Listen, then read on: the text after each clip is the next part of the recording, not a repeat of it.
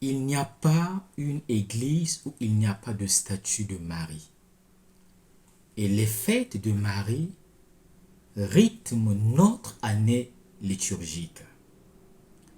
Le 15 août de chaque année, l'Église célèbre une autre solennité mariale, l'Assomption de la Sainte Vierge Marie.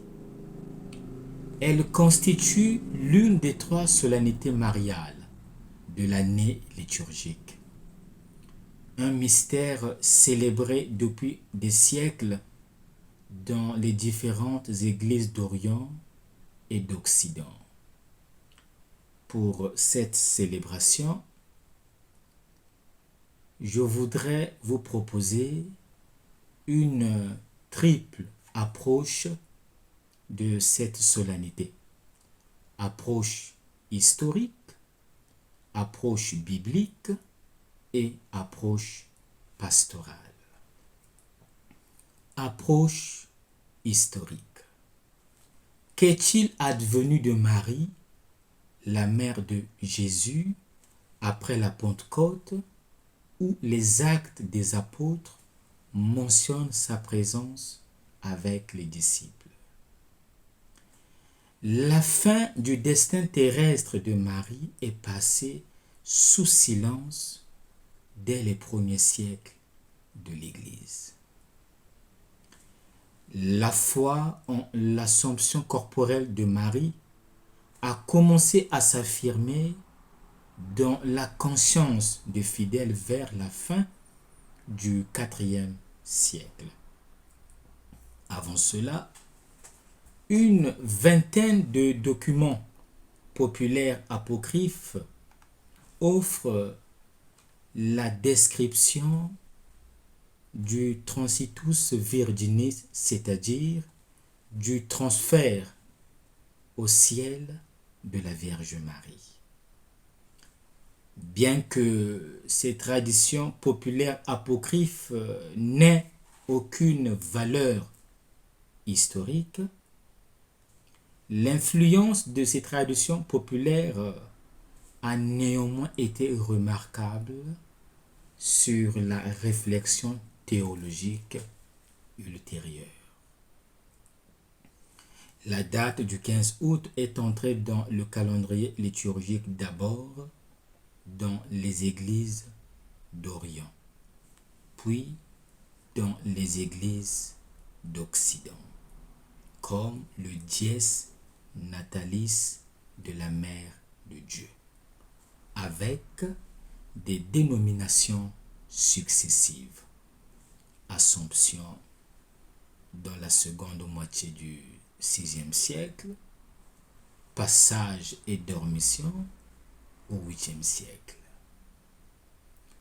Comment comprendre cette solennité à la lumière des textes liturgiques? Cette question nous conduit à ressortir l'approche biblique de l'Assomption.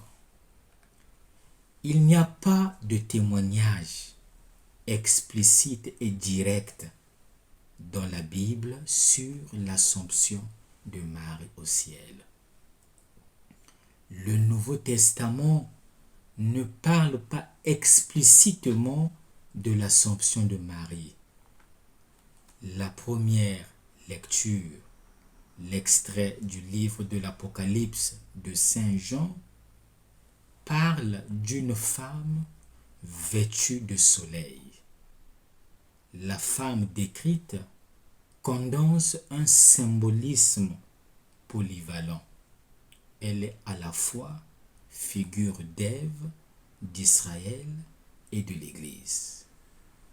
L'image de la femme vêtue de soleil a été appliquée dès le IVe siècle à la figure de la Vierge Marie et a fait de l'ensemble de la péricope avec celle de Jean chapitre 2 et chapitre 19 l'un des textes les plus attrayants pour la reconstruction d'une mariologie biblique.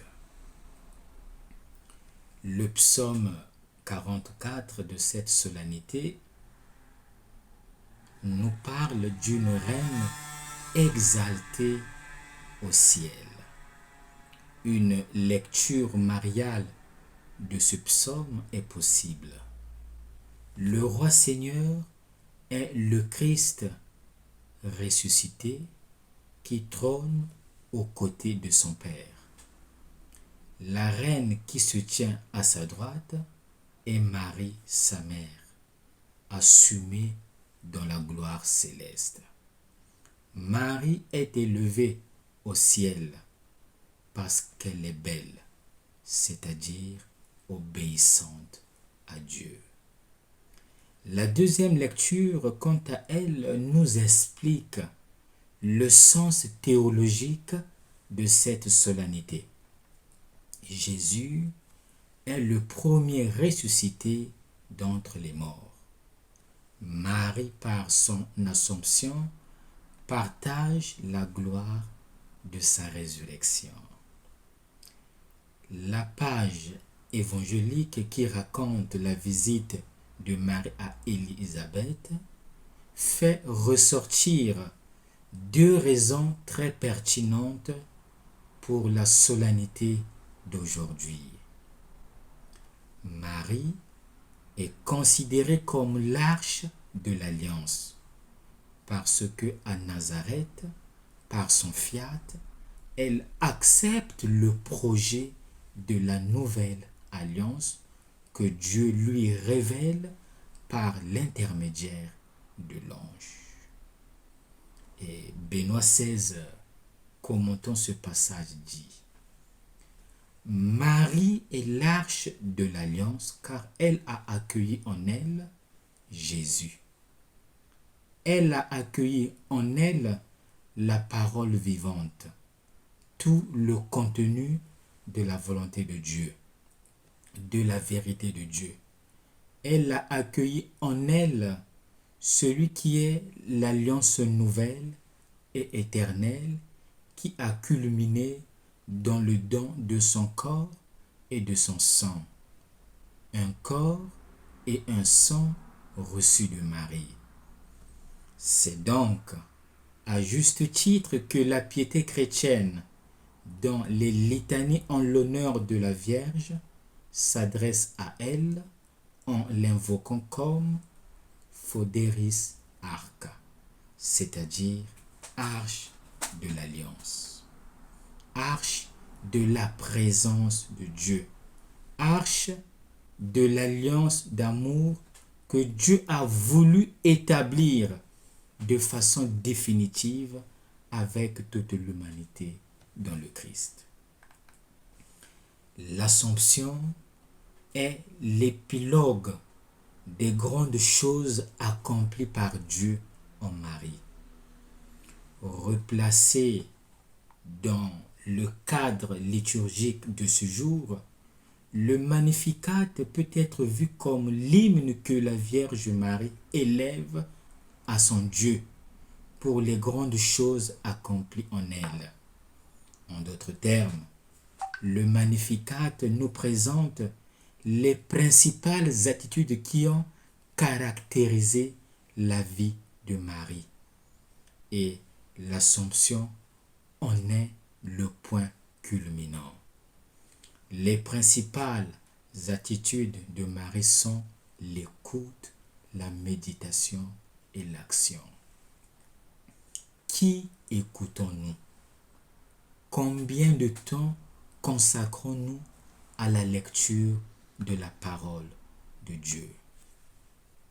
Posons-nous maintenant la question: quelle signification a-t-elle l'Assomption de Marie?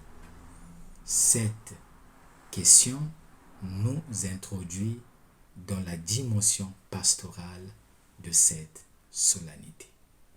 Approche pastorale de l'Assomption de Marie. L'Assomption de Marie est une fête à deux dimensions. Une dimension personnelle et une dimension ecclésiale. Dimension personnelle. L'Assomption est une fête de la configuration parfaite de Marie au Christ ressuscité. Dimension ecclésiale. L'Assomption de Marie est un événement paradigmatique du salut. Elle représente la rédemption parvenue à son accomplissement.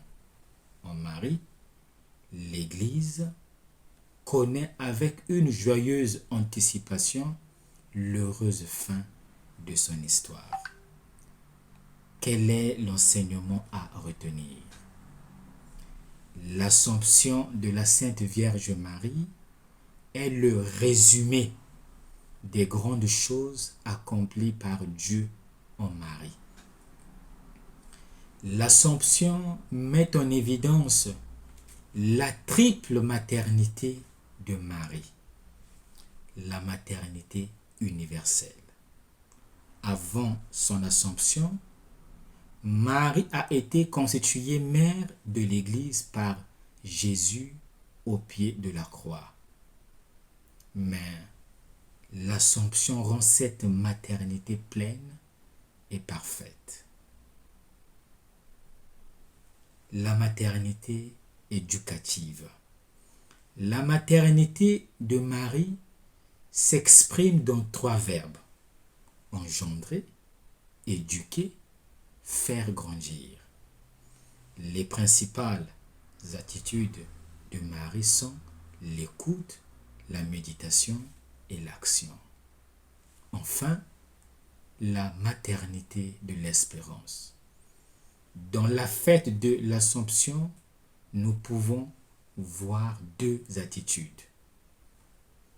L'Assomption de Marie est un signe d'espérance. L'Assomption de Marie est un rappel fort de la dignité du corps. Toute notre espérance est un appel à Dieu. À quoi nous convie cette solennité? Nous, disciples du Christ, sommes appelés à être des vecteurs de bénédiction pour le monde.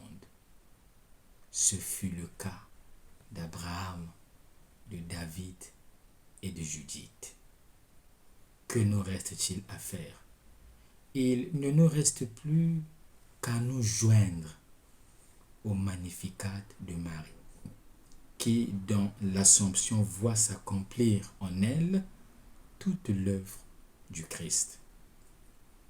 En même temps, nous pouvons reprendre l'invitation de Saint Bernard et comprendre que si nous suivons Marie, nous ne dévierons pas.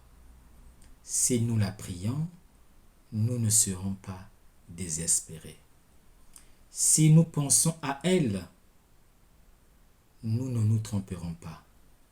Si nous tenons sa main, nous ne tomberons pas. Avec sa protection, nous n'aurons pas peur. Quelle orientation donnons-nous à notre vie? Bonne fête à tous.